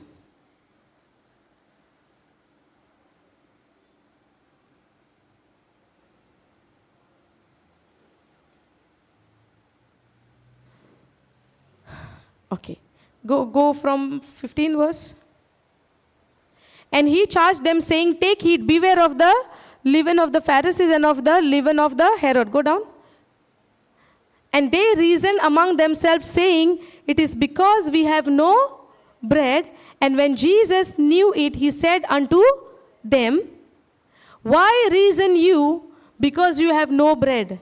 Perceive you not yet, neither understand? Have you your heart yet hardened? Look what he is asking to them. They have seen the miracle for the first time. They have seen the miracle for the second time on the mountain. And now when they have no bread, okay, we'll read it the whole one. Go from the start. What is the heading? Go up.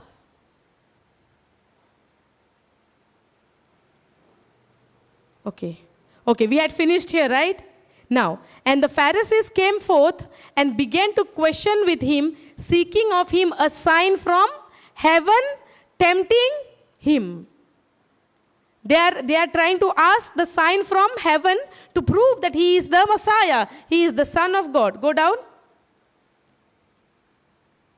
And he signed deeply in his spirit and said, why this generation seek after a sign? Verily I say unto you, there shall no sign be given unto this generation. And he left them, and entering into the ship, again departed to the other side. Now, go down. Now the disciple had forgotten to take bread, neither had they in the ship with them more than one loaf. When they came from the mountain, they have forgotten. What does the scripture says? The disciple had forgotten to take bread, neither had they in the ship with them more than one. How many loaves they have? How many loaves they have? Okay. For the first time when Jesus was on the mountain where he fed the 5,000 people, how many loaves they had? 7? First time? 5. Out of 5, what happened later on? It became only 10. It multiplied. Did it become addition or multiplication? And 5 more than 1,000 people ate, and on top of that they gathered a 12 basket. Yes or no? Now over here we saw in the Mark chapter 8, now he has fed the 4,000. Yes or no? And when they left from there, now the disciples had forgotten to take the bread. The previous time they has gathered how many baskets? 12 baskets. And this time they have forgotten to take bread, neither had they in the ship more than one. So is that one is not enough? One is not enough? Our hearts are hardened yet? So one is not enough? What they should have done? किती करूंक जाय असले तेंच्यांनी? Believe and what? Pray. God will do. They should have waited Jesus to come and do, right? They had one bread, no. What they should have done? They should have done the same thing what they had seen. Understanding? In the first time they had seen, the bread got multiplied and they gathered the 12 basket. This time, just now, while ago, before this time, while ago they have seen 4,000 people ate, and now they have forgotten to take bread. Neither had they in the ship with them more than one loaf. Is that one loaf is not enough for all of them? How come it is enough? Simply it will multiply. Simply it will multiply. They should have done the same thing what they had seen their master doing. What is the meaning of disciple? Disciples are the teachers. When they learn from the teacher, the students, when they learn from the teacher, they do the same thing. Now, are we the disciple? Are we supposed to do the same thing? Yes or no? Are we supposed to speak the word? Mixing our faith in there? Hallelujah. Now you are getting, or your hearts are still hardened? Okay, go down. Now see. And he charged them, saying, take heed, beware of the leaven of the Pharisees and of the leaven of Herod. Go down. And they reasoned among themselves, saying, it is because we have no bread. He is saying like this. Go down. And Jesus knew it, he said unto them, why reason you because you have no bread? Perceive you not yet? Neither understand?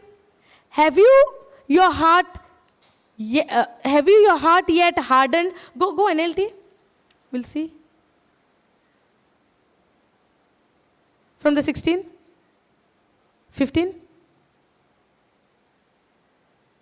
As they were crossing the lake, Jesus warned them, watch out, beware of the yeast of the Pharisee and of the Herod. At this, go down.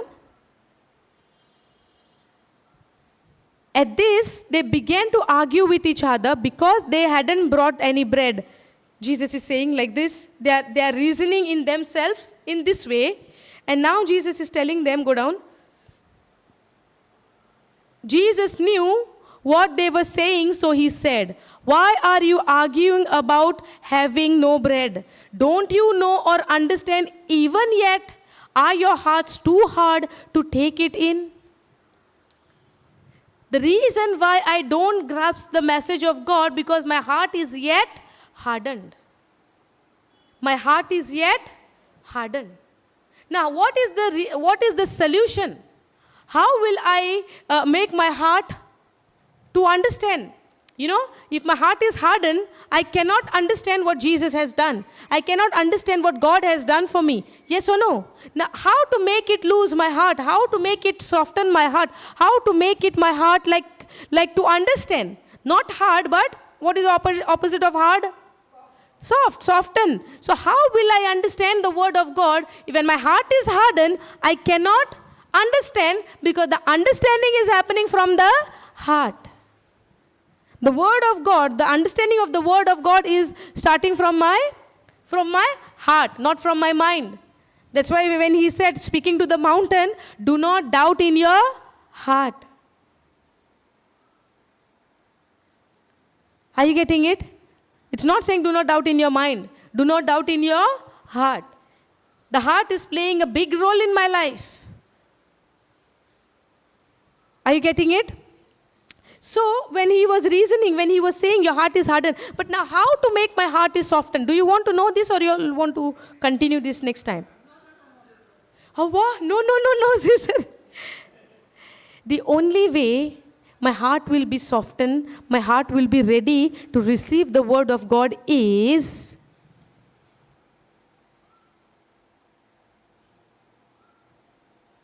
can anyone say? When Jesus was not there with them. Inside our heart, Jesus is, I don't see him. They could see Jesus, but yet their heart is hardened. They could see physically Jesus, still their heart is hardened. They just saw the bread got multiplied. Because of unbelief, the heart is hardened. No.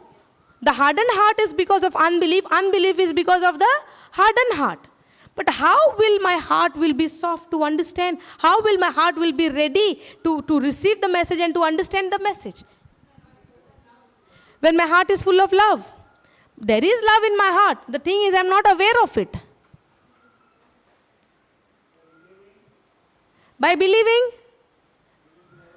They also believed, no, the bread multiplied.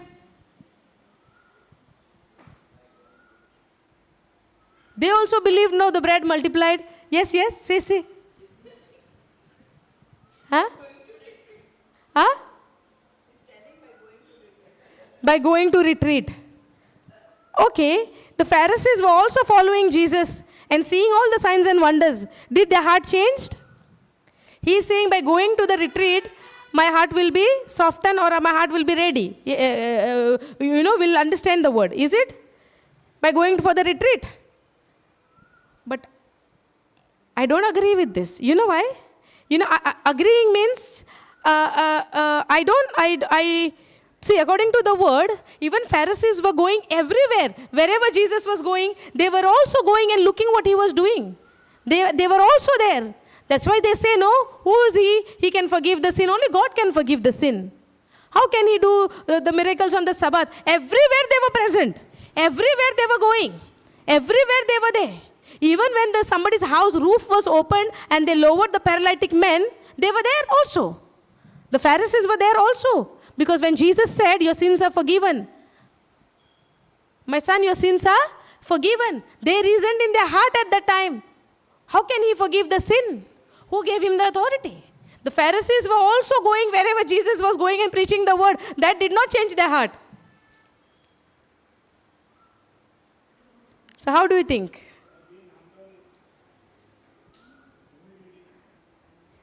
By being humble. How will you be humble?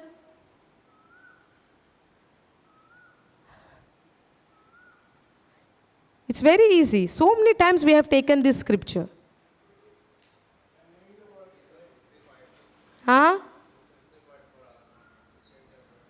He crucified. Yes. When Pharisees also, they saw Jesus was crucified. He shed the blood for us. Yes, these are all the truths. But when we know all this truth, yeah.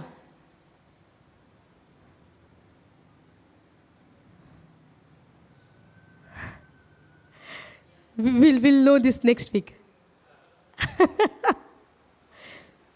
It's very, very easy. He is? He has given his life on the cross for us.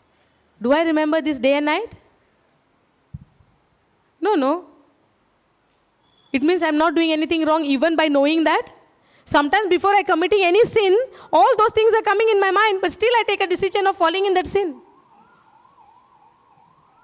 Sometimes I know all the words. Sometimes I know all that I am a new creation. I am born again. I am this. I am that. I am healed. I am set free. I am out of bondage. I am not under the law, but I am under grace. Grace is there. All is there. Power is there. Spirit is there. Everything is there. But when somebody come against me, how can I keep quiet? I have to give it back.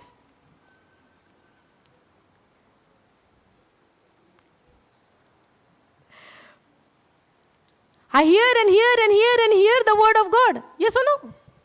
But will that change my life? Because I'm hearing. People are hearing for 20 years, 25 years. But we cannot see the fruit in their life. Still the same. But day and night hearing the word.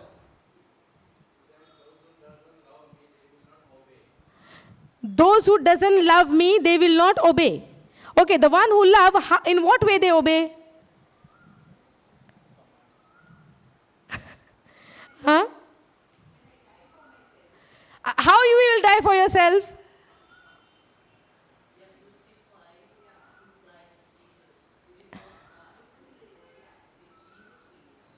So I don't have any my personal needs then. I don't desire for anything now. Yeah, but I never get into worry. I never get into sometimes we get restless. Sometimes we get irritated. So nothing is affecting me. Never ever.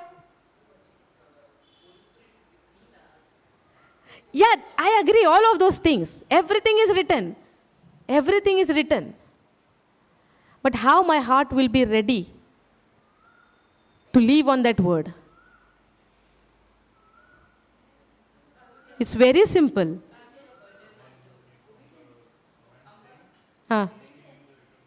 Believing in the written word.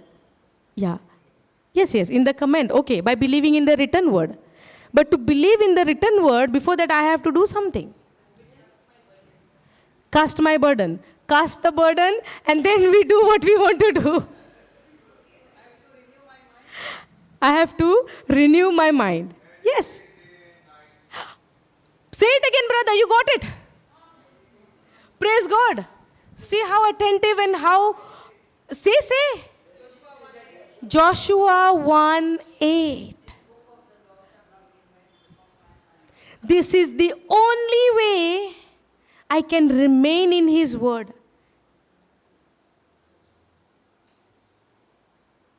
Because there is no other way. What you all said is all correct. That He has poured His love. He died on the cross. All things are correct. That He died on the cross. He shed His blood. Through His blood we are a new creation. We are born again. All of those things, all are correct. But if I don't meditate on these truths day and night, I will live in my physical senses. That's where we fall. That's where we fall into, we go into unbelief. When suddenly, the moment I shift my focus and not meditating on His word and shift my focus, when somebody said something to me, where the hurt goes? In the heart. But at the same time, if I'm meditating the word of God day and night, that hurt will not come in my heart. Because now I'm meditating and I'm fully equipped by the word of God. I told you, it's very easy. It's very simple. But we have the knowledge. But at the same time, we need the wisdom. We have the knowledge. But we need the wisdom from above. For example, I know to ride. I know to drive. I have a license. I have the best car with me. The most expensive, the most branded car with me. I know how to drive. I know how to put it into gears. I know everything. I know how to put the brakes and all. Everything I know. But when the red signal comes in front of me, I need a wisdom to put a brake. It's not about how fast I know to drive. It's not about how fast I change the gears. It's not about how expensive car I'm having. But the wisdom is, the moment I see the red signal, I need to have the wisdom to put the brake. That kind of wisdom I need in the Word of God. Hallelujah. Hallelujah. Thank you, Jesus. In the book of James also we see, do not be just the hearer of the word of God, but be the doer of the word of God. Be not just be the hearer of the word of God, but be also the doer of the word of God, not just the hearer. Somebody would say, day and night I'm listening. All the sessions I'm listening. I'm listening and listening and listening. But am I doing? Am I doing? If the Bible says, when the Holy Spirit is upon you, you begin to speak in tongues. Am I speaking? When God's love is in your heart, there is no place for the bitterness in your heart. Is it really I'm following? That's why we have to be the doer of what we are hearing. There is Martha and Mary. Both were hearers. But Mary was the doer. And Martha was only the hearer. And she proved it. When she said, Jesus said, do you believe that I can give life? She said, yes, yes, I do believe. But the moment when Jesus said, take the stone away from the tomb, Mary is the one who said, no, no, no. Martha is the one who said, no, no, no. It's been 4 days. Now, is she a believer by action? Or she just believer, only believing? She said, I believe, I believe. Didn't she say, don't open? It means what? She have no faith that Jesus can raise the dead. Are you getting it? We don't have to check into other people's life, what they are doing and taking their example. We need to check in the Bible itself. Because we are to learn from the character what we see in the Bible. Sometimes we could be like Martha. Only I say, I believe, I believe. But when it comes to action, my action really aligns in what I'm believing, or I'm into fear. She is in fear of that smell. She say it would be stinking now. There would be odor, that would be bad smell. It's been 4 days. What she is believing, the physical. And just moment before she said, I believe to Jesus. Yes or no? Hallelujah. Hallelujah. Thank you, Jesus. Anybody has any question? Have you all understood now? When a heart gets hardened is only when I'm operating into unbelief. The disciples, they have seen the bread got multiplied. 2 times they saw. They saw all the miracles, all the signs, all the wonders what Jesus has performed in front of their eyes. They have seen the demons, how they were getting tormented, how they were trembling in front of Jesus. They have seen all of those things. Jesus came to teach them. Jesus was teaching them day and night. But when it comes to practice, they failed. But the good news is, now we are filled with the Holy Spirit. Now we have the power from above. That same power which resurrected Jesus from the dead. That same Holy Spirit which resurrected Jesus from the dead. That same Holy Spirit is upon you and me now. That same power which came on the day of Pentecost is upon you and me now. Hallelujah. Thank you, Jesus. Praise you, Jesus. But it is for me that I should know my identity in Christ. If I don't know who I am, anybody would come and take me in any direction. And I would blindly go because I don't know who I am. But the day I know who I am, the day I know what is my identity, what power is there in me, I would not fear anybody. Because I know the one who is in me is far greater than anybody else. Yes or no? We don't need somebody else to come and do things for me. Because we as a believer, God has given us the same power which was given to Jesus. The same power. That is the truth. But if I operate in unbelief, and if my heart is hardened, I am not able to understand the goodness of God, all the things what God has done for me.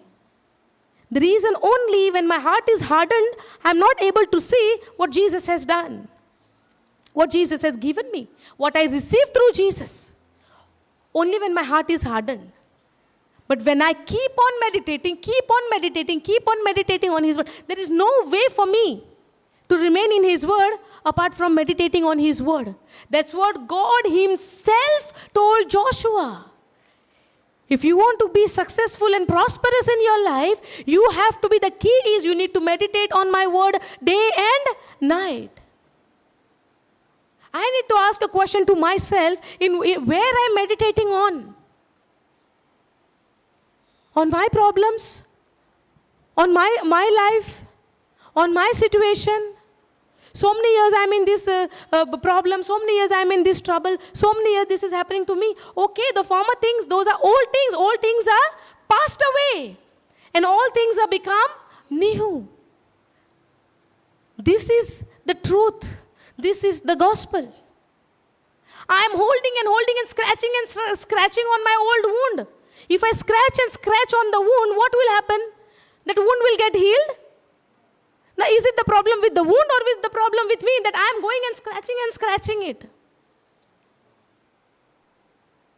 Who is responsible? That wound is not getting healed. I am the one. Because the moment I see somebody, I open the past and I speak the past. Yeah, in the beginning I can share, no problem. So that somebody could show me the way. But once the way is shown, then again if I'm scratching, then I am the one responsible and I'm not allowing that wound to get healed. The merry heart is a medicine. A cheerful heart is a medicine, and you can be only happy, only joyful when you believe in what Jesus has done for you. No one can give you this joy in this world. It comes only from the Lord. Nobody can heal this heart, but only the word of God. That's why we need to marinate ourselves in the word of God. We need to soak ourselves in the word of God. The more you soak, the more taste it will come. The more you marinate, the more taste it will come. Have you all seen the woman we keep chicken marination? What happens if we don't marinate? Not that taste. But if you marinate the more longer, it gives you the more taste. The more you marinate yourself in the word of God, the more taste you give. And the taste is not for yourself, it goes for others. Hallelujah. Thank you, Jesus. So got the answer? Very simple. Is it something going and breaking the mountain? Hallelujah. That also God made easy. If you have a faith like a mustard seed, you can move the mountain. Hallelujah. There is nothing impossible to God. Thank you, Jesus. Hallelujah. Hallelujah. Okay, shall we all stand?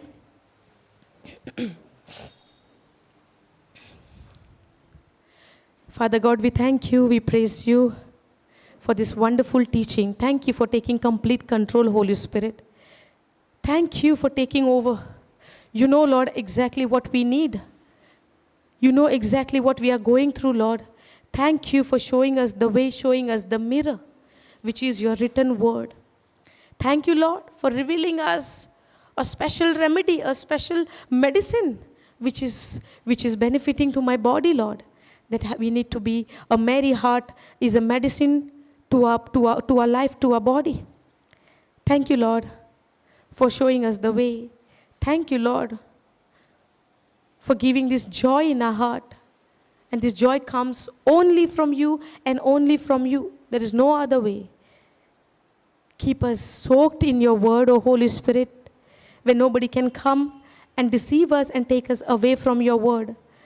As God, you have given a word to Joshua to meditate on your word day and night. Thank you for this truth. By believing in that word, we take a decision, O Lord, by the power of the Holy Spirit, that we would meditate on your word and remain soaked, remain marinated in your word. Thank you, Father. Thank you, Jesus, for day and night revealing your truths to us. Thank you for touching your people by the power of your Holy Spirit. Thank you, Father. Thank you, Jesus. In Jesus' name we pray. Amen. Hallelujah. Hallelujah. Hallelujah.